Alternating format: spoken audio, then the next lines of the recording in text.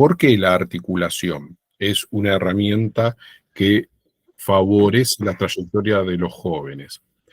Porque, como dice tanto Inés Aguerrondo como Flavia Terisci, los niveles educativos tuvieron un origen histórico absolutamente independiente. ¿Por qué?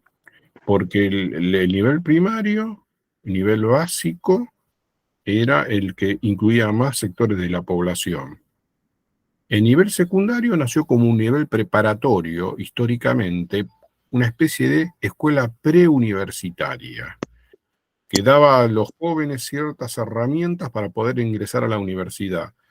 Las universidades medievales, la primera, por ejemplo, la Universidad de Bolonia, la Universidad de París. Pero no es que para ingresar a la universidad te pedían el título secundario, nada que ver. No era ni siquiera vinculante. Vos podías ir a una escuela preparatoria donde se aprendía sobre todo latín, que era la lengua que se enseñaba en las universidades, o no, y ingresar directamente a la universidad.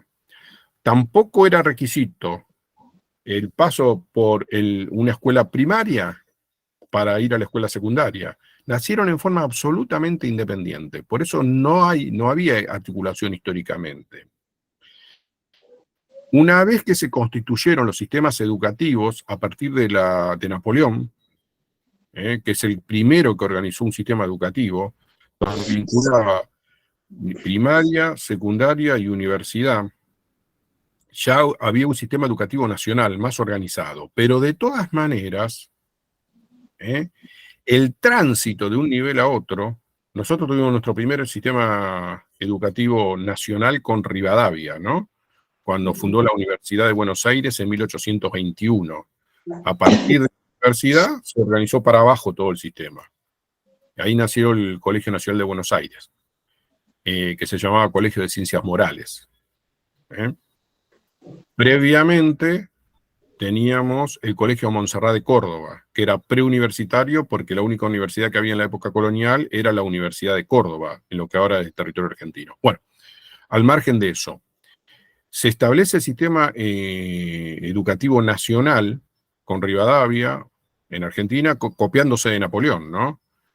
Pero así todo, siguió siendo cada nivel totalmente independiente. Después se sanciona la ley 1420, educación libre, laica y obligatoria, educación primaria. Lo mismo, una escuela primaria masiva para construir la identidad nacional, que no existía, para todos los sectores sociales, pero una escuela secundaria solamente restringida a los sectores altos de la sociedad, después se fueron incluyendo los sectores medios. Pero una especie de abandono del Estado en el tránsito. Es decir, un chico podía terminar la primaria y nadie se interesaba por él más allá de su familia. El Estado abandonaba a ese chico. Era absoluta responsabilidad de las familias el paso del nivel primario al nivel secundario. Tal es así que Flavia Terisci denomina a este periodo de tránsito del nivel primario al nivel secundario la tierra de nadie. Pueden tomar nota, le van a quedar bien si lo... ¿Por qué la tierra de nadie? Porque no se hacía cargo la primaria, ni se hacía cargo ¿quién?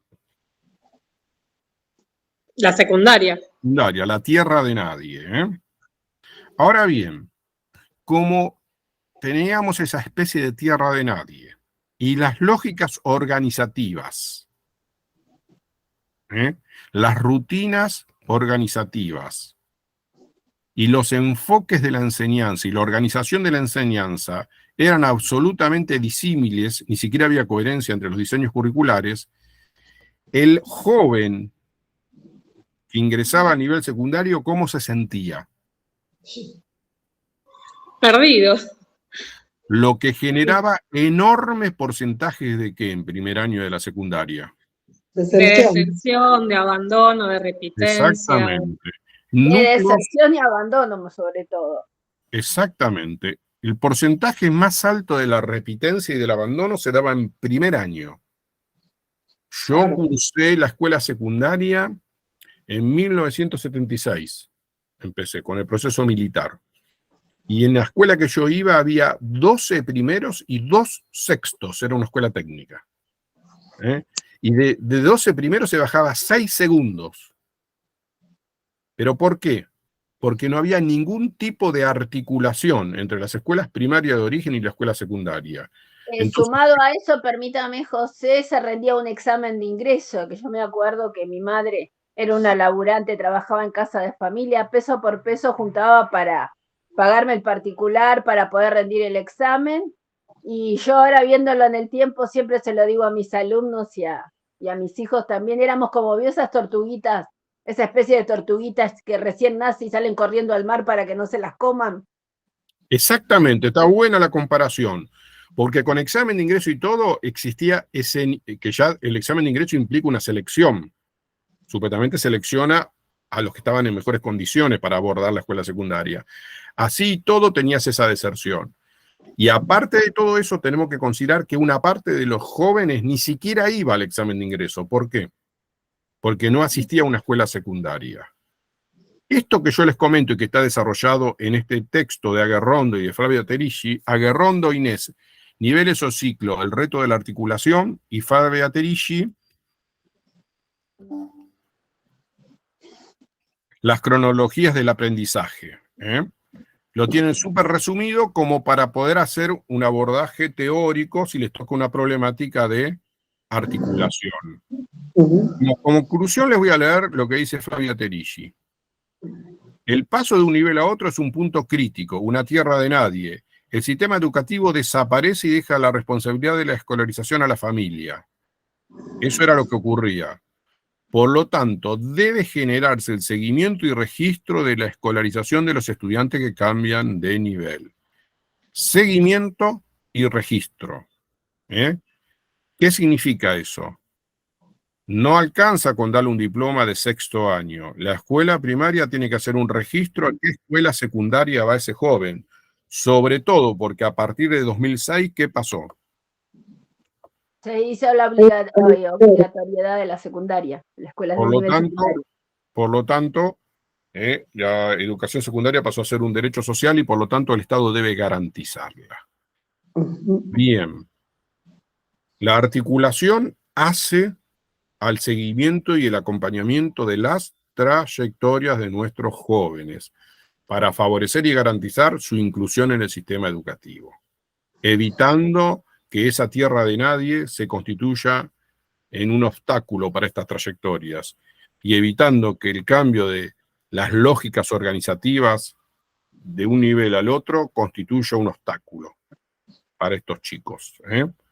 No podemos hablar ahora de cambio en los criterios de enseñanza y evaluación porque nuestros diseños curriculares son coherentes todos, en el nivel inicial, primario y secundario. Desde todo el trabajo curricular que se inició a partir de los 2010. Bien.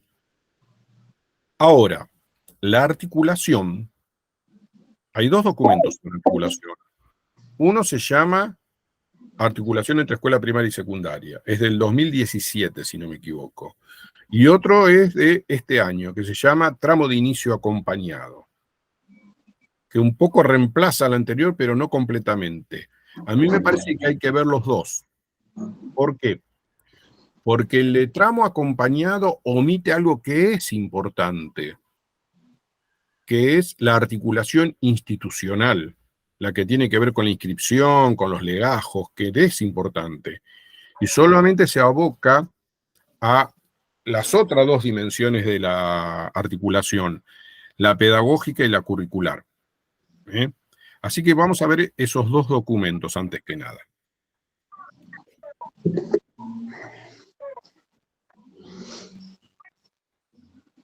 ¿Alguna consulta, alguna pregunta?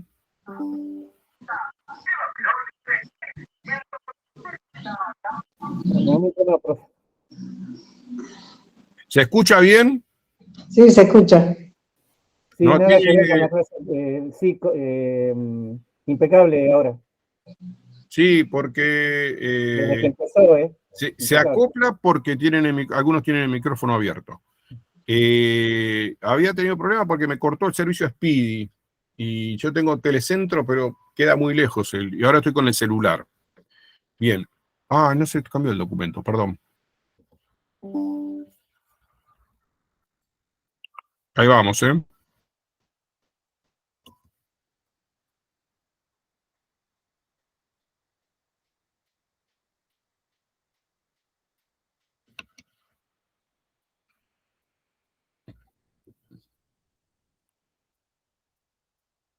Este es un documento de trabajo del año 2016. Articulación entre la escuela primaria y la secundaria.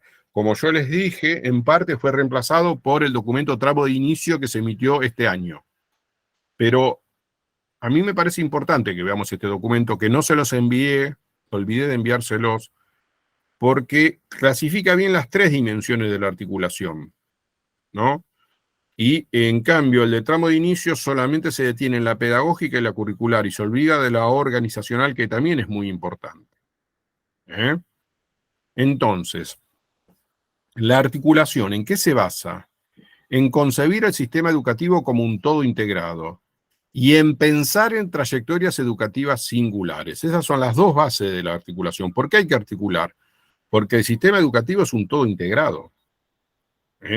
Los niveles tienen que ver con las etapas evolutivas de los niños y de los jóvenes, pero el sistema educativo es uno solo.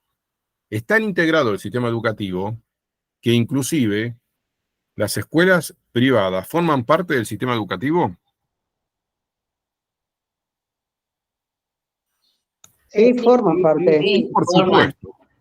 Está mal dicho escuelas estatales y escuelas públicas.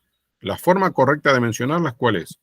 Escuelas públicas de gestión estatal y escuelas Y de públicas de gestión gestión privada. privada, ¿de acuerdo? Porque Sí. todas son públicas, todas tienen que implementar la misma política educativa y el mismo diseño curricular. El sistema educativo es un todo integrado por los distintos modos de gestión y los distintos niveles educativos y las distintas modalidades. Por lo tanto, la articulación es imprescindible. Y también la articulación es imprescindible porque nosotros hablamos de trayectorias de las personas que están en el sistema educativo. Y las trayectorias son singulares, no cambian, siempre la misma persona.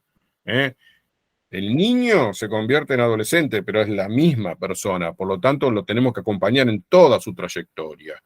Y el paso de un nivel a otro es un punto importante de la trayectoria porque suele ser un punto que genera deserción y repitencia.